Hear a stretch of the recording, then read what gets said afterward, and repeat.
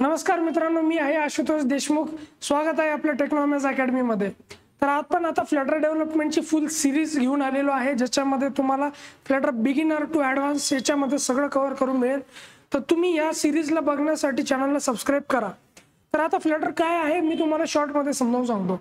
Flutter ही गुगलने develop केलेली framework आहे, ज्याच्यामध्ये तुम्ही मल्टिपल ॲप्लिकेशन क्रिएट करू शकता by using only Flutter framework. आता याच्यामध्ये डार्ट ही बॅकएंडची लँग्वेज जी की गुगलनेच क्रिएट केलेली आहे। म्हणजे डार्ट आणि फ्लटर यूज करून तुम्ही हे सगळे ॲप्लिकेशन बनवू शकता। सगळे म्हणजे कोणते?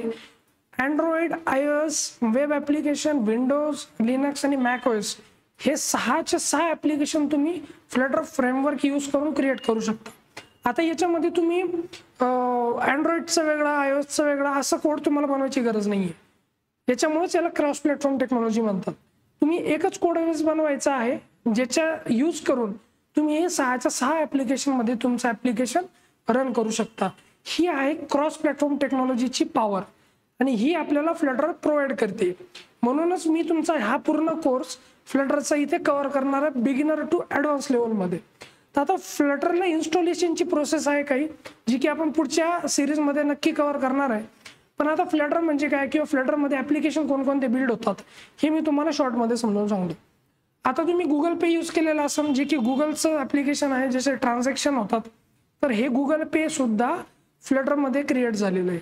यूट्यूब क्रिएट आहे, यूट्यूब क्रिएट सुद्धा फ्लटरमध्ये क्रिएट झालेलं आहे।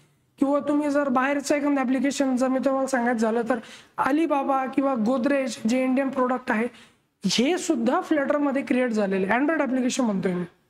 तर आता तुम्हाला असे ॲप्लिकेशन बनवायचे असतील तर आपण ही सिरीज मध्ये पूर्ण कव्हर करणार आहे, ज्याच्यामध्ये तुम्ही ट्रान्झॅक्शनल ॲप्लिकेशन असेल किंवा एखादं एक्सपेन्स कॅल्क्युलेशन ॲप्लिकेशन असेल, तर या सिरीज मध्ये स्टेप बाय स्टेप पुढे जाऊन आपण प्रोजेक्ट कव्हर करणारच आहे।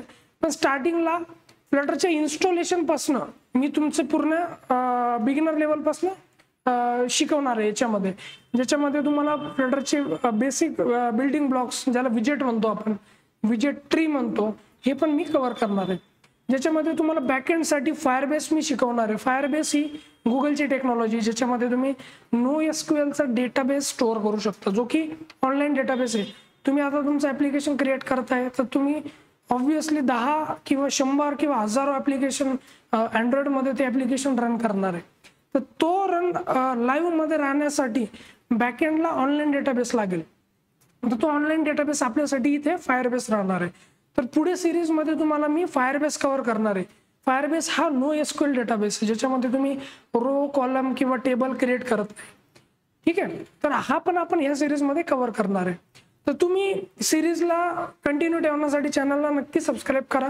पुढच्या एपिसोडमध्ये किंवा पुढच्या व्हिडिओमध्ये आपण फ्लटरचं इन्स्टॉलेशन मी पूर्ण कव्हर करणार आहे।